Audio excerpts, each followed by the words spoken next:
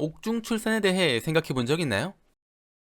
범죄자를 처벌하는 수단에는 여러 가지가 있습니다. 이 중 감옥에 가두는 것을 수감이라고 하며 수감되는 곳을 교도소라고 합니다.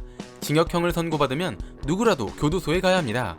인기 스타라고 해도, 내일 군대를 가는 사람이라고 해도, 중요한 시험을 앞두고 있는 사람이라고 해도, 부자라도, 그리고 임신을 하고 있어도 교도소에 가야 합니다. 그렇다면 교도소에 있는 임산부가 교도소에서 아기를 낳으면 그 아기는 이후에 어떻게 될까요?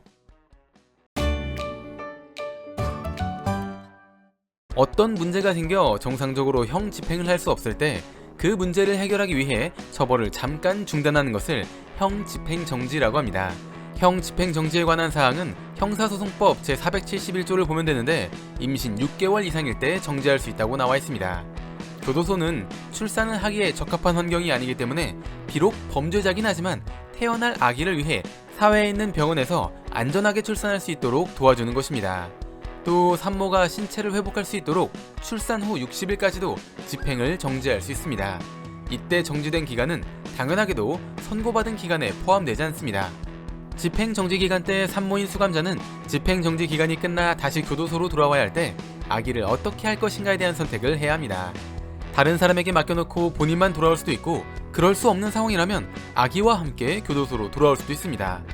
아기와 함께 교도소로 돌아온 경우 별도로 마련된 곳에서 아기를 키우게 됩니다. 여성 범죄자의 경우 징역 1년 이상을 선고받은 사람은 청주에 있는 청주여자교도소에 들어가게 됩니다. 청주여자교도소에는 아기를 키울 수 있는 곳이 3곳 마련되어 있는데 아기가 놀 수 있는 놀이방 같은 것이 있다고 합니다.